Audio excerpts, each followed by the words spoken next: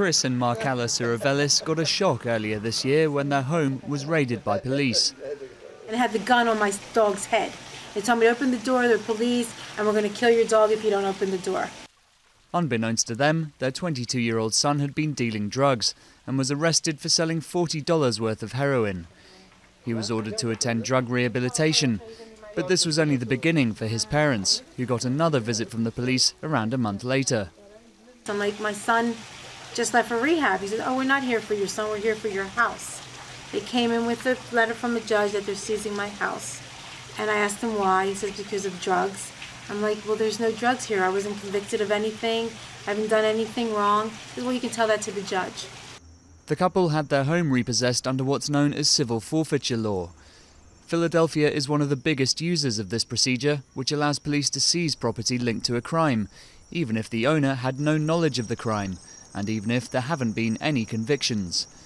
The law was meant to help police target drug traffickers, but attorney Sean Day, who recently won a forfeiture lawsuit against the District of Columbia, says the system's incentives make it tempting for government to use it more and more.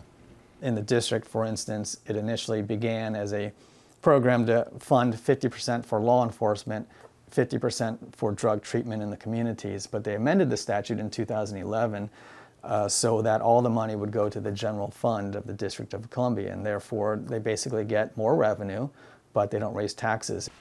Chris and Markela are back home for now, but their case is still ongoing, and they've launched legal proceedings of their own against the city of Philadelphia. Whatever you see here, I built it myself. Takes a little time, but I did it. They've spent years making home improvements, and Chris says he refuses to have it all taken away from him. This is my house. I worked 30 years of my life, and you're telling me, if you want to punish somebody, punish them.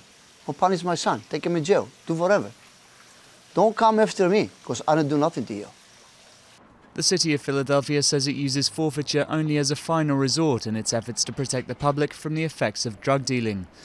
But across the country, the restrictions on civil forfeiture are few and the costs of contesting it high, leaving thousands of innocent people without their money, their cars, or even their homes.